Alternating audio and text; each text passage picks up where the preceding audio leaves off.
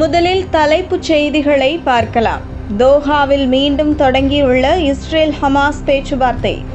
எகிப்து, Qatar, America நாடுகளின் அதிகாரிகள் பங்கேற்பு. காசாவுக்கு செல்லும் மின் இணைப்பை துண்டித்துள்ள இஸ்ரேல். மலிவான பிளாக்மெயில் நடவடிக்கை என ஹமாஸ் கண்டனம். ஹமாஸுடன் அமெரிக்கா நேரடியாக பேச்சுவார்த்தை நடத்துவது மிகுந்த பலனை கொடுத்து வருகிறது. 2 வாரங்களில் அனைத்து கைதிகளும் விடுவிக்கப்படுவார்கள் என டொனால்டு டிரம்பின் தூதுவர் நம்பிக்கை. காசாவில் படுகொலை செய்யப்பட்ட பாலஸ்தீனியர்கள் எண்ணிக்கை 48,453 உயர்வு. காயமடைந்தவர்கள் எண்ணிக்கை 1,11,860 அதிகரிப்பு. ஹமாஸ் பிடியிலிருந்து 41 இஸ்ரேலியர்களை குண்டுவீசி கொன்ற இஸ்ரேல். நியூயார்க் டைம்ஸ் ஆய்வு கட்டுரையில் அம்பலம். ஹமாஸுடன் அமெரிக்கா நேரடியாக பேசுவதால் இஸ்ரேல் அச்சமடைய தேவையில்லை. டொனால்டு ட்ரம்ப் ஒருபோதும் இஸ்ரேலியர்களை கைவிட மாட்டார் என அமெரிக்க தூதர் ஆதம் போக்லர் விளக்கம். ஈரானுடன் அமெரிக்கா பேச்சுவார்த்தை நடத்தவில்லை, தங்களது நிபந்தனைகளை ஏற்றுக்கொள்ள நிர்பந்திக்கிறது. ஈரான் சுப்ரீம் தலைவர் ஆயத்துல்லா கமேனி விளக்கம். கடும் பின்னடைவை சந்தித்தாலும் மீண்டும் பழைய நிலைக்கு திரும்பியுள்ளோம். ஹிஸ்புல்லா பொதுச் செயலாளர் ஷேக் காசிம் சூலுரை. 12 ஆண்டுகளுக்கு பிறகு OIC எனப்படும் இஸ்லாமிய ஒத்துழைப்பு கூட்டமைப்பில் சேர்க்கப்பட்ட சிரியா. ஆசாத் அரசுக்கு எதிராக எடுக்கப்பட்ட நடவடிக்கை ரத்து. சிரியாவின் புதிய இறை மறுப்பு ஆட்சியாளர்கள் இஸ்ரேல் அமெரிக்க அடிமைகள். அப்பாவி நிராயுதபாணிகளை இனப்படுகொலை செய்வதாக ஏமன் தலைவர் சையத் மாலிக் அல் ஹவுதி பகிரங்க குற்றச்சாட்டு. சர்வதேச மகளிர் தினத்தையொட்டி வெளிவரும் காசா பெண்களின் துயர நிலை. 12,316 பெண்கள் கொல்லப்பட்டது அம்பலம். 17,000 தாய்மார்கள் குழந்தைகளை இழந்துள்ளனர். இனி செய்திகளை விரிவாக பார்க்கலாம். ஈரானில் உள்ள அணு உலைகளை அமெரிக்காவோ அல்லது இஸ்ரேலோ தாக்கினால் அது வளைகுடா நாடுகளில் குடிநீர் பஞ்சத்தை ஏற்படுத்தும் என கத்தார் பிரதமர் ஷேக் முகமது பின் அன்தானி தெரிவித்துள்ளார். இது குறித்து வலதுசாரி அமெரிக்க ஊடகவியலாளர் டக்கர் கார்ல்சனுக்கு அவர் அளித்த பேட்டியில் கூறியுள்ளதாவது: ஈரானின் அணு உலை மீது தாக்குதல் நடத்தினால் அது சுற்றுச்சூழல் பேரழிவிற்கு வழிவகுக்கும். கடல் தண்ணீர் மிக விரைவில் மாசுபடும். 3 நாட்களில் கத்தார், குவைத், அமீரகம் நாடுகளில் தண்ணீர் பஞ்சம் ஏற்பட்டுவிடும். இந்த குடிநீர் பஞ்சம் விரைவில் மொத்த வளைகுடாவையும் தாக்கும்.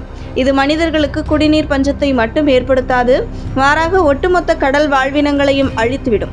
வளைகுடா கடலில் இருந்து எடுக்கப்படும் தண்ணீரை உப்பு நீக்கி அரபு நாடுகள் குடிநீர் தேவைக்காக பயன்படுத்தி வருகின்றன. இயற்கை நன்னீர் தேக்கங்கள் குறைவு. வெயில் காலத்தில் அங்கு தண்ணீர் கிடைக்காது. இவ்வாறு கத்தார் பிரதமர் தெரிவித்துள்ளார். உலகம் முழுவதும் மகளிர் தினம் மகிழ்ச்சியுடன் கொண்டாடப்பட்ட நிலையில் காசா மகளிரோ கண்ணீருடன் அனுசரித்துள்ளனர். இதுகுறித்து வெளியான தகவல்கள் அதிர்ச்சியை ஏற்படுத்தியுள்ளன. காசாவில் சுமார் 12,316 பெண்கள் இஸ்ரேலிய ஆக்கிரமிப்பு படைகளால் படுகொலை செய்யப்பட்டுள்ளனர்.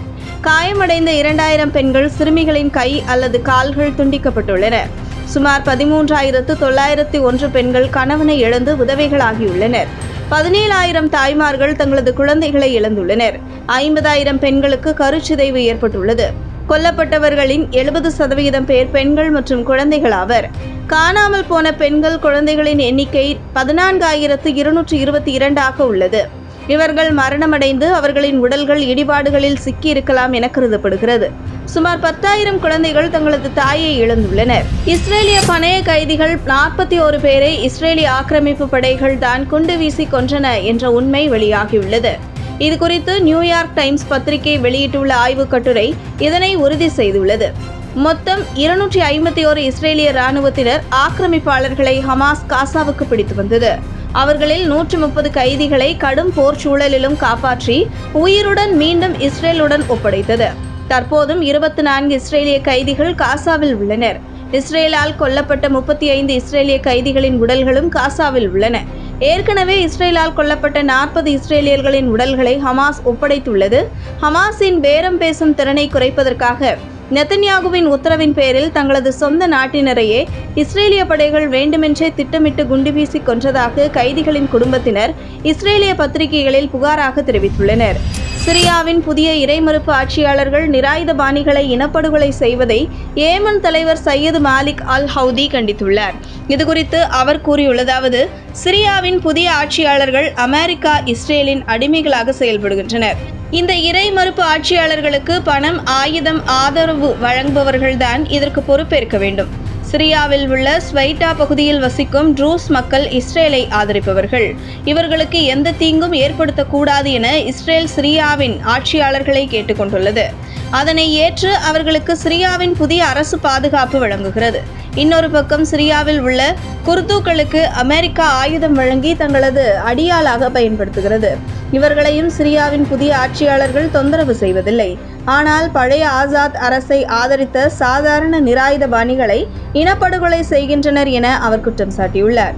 அண்மையில் பசார் அல் ஆசாத் சார்ந்த அல் வைட்டி பிரிவு ஷியாக்கள் மீது கடும் தாக்குதல் நடத்திய சிரியா அரசு படைகள் 100க்கும் மேற்பட்டோரை இனப்படுகொலை செய்ததாக செய்திகள் வெளியாகி பரபரப்பை ஏற்படுத்தியது குறிப்பிடத்தக்கது. போரால் கடும் பின்னடைவை சந்தித்தாலும் இழந்த பலத்தை மீட்டுள்ளதாக ஹிஸ்புல்லாவின் பொதுச் செயலாளர் ஷேக் நயீம் காசிம் தெரிவித்துள்ளார். இது குறித்து கூறியுள்ள அவர், ஹிஸ்புல்லாவின் செயல்பாடுகள் பரிணாம வளர்ச்சியடைந்துள்ளது. நமது செயல்பாடுகளில் மாற்றம் இருக்கலாம், அடிப்படை கொள்கையில் எந்த மாற்றமும் இல்லை. குறிப்பாக களத்தில் நாம் தொடர்ந்து நிற்கிறோம். லெபனானின் தெற்கு பகுதியில் 5 இடங்களில் தொடர்ந்து ஆக்கிரமிப்பு படைகள் நிறுத்தி வைக்கப்பட்டுள்ளன.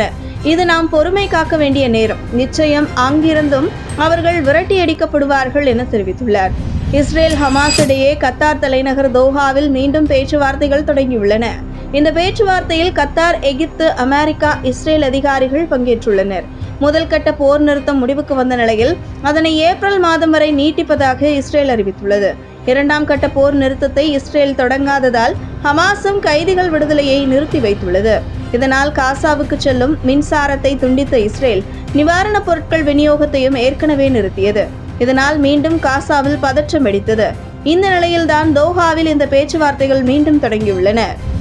அமெரிக்கா ஹமாஸ் இடையேயான பேச்சுவார்த்தை நல்ல பலனை கொடுத்து வருவதாக அமெரிக்க தூதர் ஆதம் போக்லர் தெரிவித்துள்ளார். அமெரிக்காவை நேரடியாக ஹமாஸுடன் பேசுவதால் இஸ்ரேல் அச்சமடைய தேவையில்லை என அவர் தெரிவித்துள்ளார். 2 வாரங்களில் அனைத்து கைதிகளும் விடுவிக்கப்படுவார்கள் என குறிப்பிட்டுள்ளார். ஹமாஸ் முன்வைத்துள்ள நிபந்தனைகளையும் அவர் விளக்கியுள்ளார். அதாவது 5 முதல் 10 ஆண்டுகள் போர் நிறுத்தம் மேற்கொள்வது, அதற்குள் ஆயுதங்களை கீழே போடுவது, அதற்கு பிறகு காசாவின் அரசியலில் இருந்து முழுவதுமாக வெளியேறுவது போன்ற செயல்பாடுகளுக்கு ஹமாஸ் சம்மதம் தெரிவித்துள்ளதாகவும் அவர் கூறியுள்ளார். ஹமாஸின் இந்த முன்மொழிவை எடுத்த எடுப்பில் நிராகரித்துவிட முடியாது என்றும் அவர் கூறியுள்ளார். ஹமாஸுடன் பேசுவதால் டொனால்டு ட்ரம்ப் இஸ்ரேலை கைவிட்டு விட்டார் என்று கருதக்கூடாது. எப்போதும் ட்ரம்ப் இஸ்ரேல் மக்களுக்காக நிற்பார் என ஆதம் கூறியுள்ளார். வீடியோவை உங்களுக்கு வழங்கியோர் www.alyaonlinestore.com. ட்ரை ஃப்ரூட்ஸ், நட்ஸ், கிமியா பேரிச்சம்பழம், குழந்தைகளுக்கான விளையாட்டு பொருட்கள் உள்ளிட்ட 100க்கும் மேற்பட்ட பொருட்களை இந்த இணையதளம் மூலம் வீட்டிலிருந்தே வாங்கிக் கொள்ளலாம். மேலும் விவரங்களுக்கு 9080394821 என்ற வாட்ஸ்அப் எண் மூலமாகவும் தொடர்பு கொண்டு பொருட்களை வாங்கலாம்.